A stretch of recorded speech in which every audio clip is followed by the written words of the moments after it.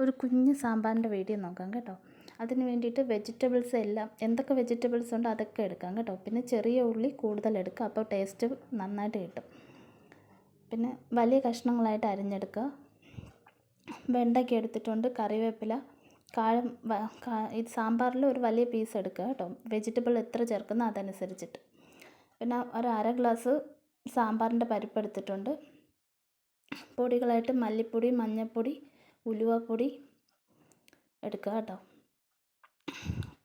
സാമ്പാർ പരിപ്പ് കഴുകിയതിന് ശേഷം കുക്കറിലിട്ടതിന് ശേഷം വെജിറ്റബിളും അതിലിട്ട് കായം, ചെറിയൊരു കഷ്ണം കായം ഇട്ടിട്ടുണ്ട്. ഉപ്പിടണം.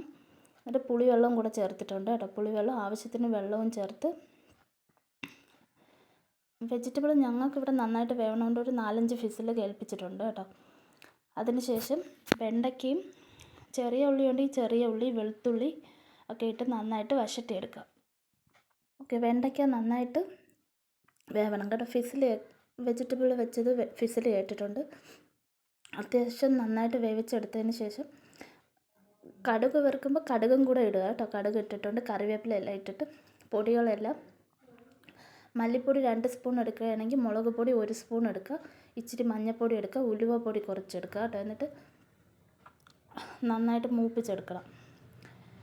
പച്ചമണം ഇല്ലാണ്ട് നന്നായിട്ട് മൂപ്പിച്ചെടുത്തതിന് ശേഷം വേവിച്ച് വെച്ചിരിക്കുന്ന വെജിറ്റബിളും വേവിച്ചില്ലേ അത് ഇതിൽ കൂടെ ഒഴിച്ചു കൊടുത്ത് ഉപ്പൊക്കെ ഉണ്ടോ, കായത്തിന് കുറവുണ്ടോ എന്നൊക്കെ നോക്കിയിട്ട് അതൊക്കെ ചേർത്ത് കൊടുക്കുക. പിന്നെ ഞാൻ ഇതിൽ പ്രത്യേകിച്ച് ചേർത്തിരിക്കുന്നതെന്ന് വെച്ചാൽ ഒരു കഷ്ണം ശർക്കര ചേർത്തിട്ടുണ്ട് കേട്ടോ. ഒരു കുഞ്ഞ് കഷ്ണം ശർക്കര, ഒരു നെല്ലിക്കേൻ്റെ അത്രയും വേണ്ട, അതിനേക്കാളും ഒരു കുഞ്ഞ് കഷ്ണം ശർക്കര ചേർക്കുക. അപ്പോൾ സാമ്പാറിന് വേറൊരു ടേസ്റ്റ് കിട്ടും. ഈ സദ്യ സാമ്പാറിൻ്റെയൊക്കെ ഒരു ടേസ്റ്റ് കിട്ടും കേട്ടോ. എന്നിട്ട് വേണമെങ്കിൽ ലാസ്റ്റ് പുളിയൊക്കെ നോക്കുക കേട്ടോ. പുളി ചേർത്തിരിക്കുന്നതെന്ന് വെച്ചാൽ ഒരു നെല്ലിക്കയുടെ അത്ര, ഒരു കുഞ്ഞ് കഷ്ണം അത്രയും ചേർത്ത് അതിൻ്റെ നീര് ഒഴിച്ചിട്ടുണ്ടായിരുന്നു കേട്ടോ വേവിച്ചപ്പോൾ തന്നെ. എന്നിട്ട് നന്നായിട്ട് തിളപ്പിച്ചെടുക്കുക കേട്ടോ. ലാസ്റ്റ് ചില ആൾക്കാർ ലാസ്റ്റ് കടുക് താളിച്ചൊഴിക്കും. ഞാൻ ഫസ്റ്റ് തന്നെ കടുക് ഇട്ടത് കൊണ്ട് കടുക് ഇട്ടിട്ടില്ല. പിന്നെ ലാസ്റ്റ് വേണമെങ്കിൽ കറിവേപ്പില, മല്ലിയിലയും കൂടെ ചേർത്ത് കൊടുക്കാം കേട്ടോ. അപ്പോൾ ഇതൊന്ന് എല്ലാവരും ഒന്ന് ട്രൈ ചെയ്ത് നോക്കുക. നല്ല ടേസ്റ്റുള്ള സാമ്പാറാണ് കേട്ടോ.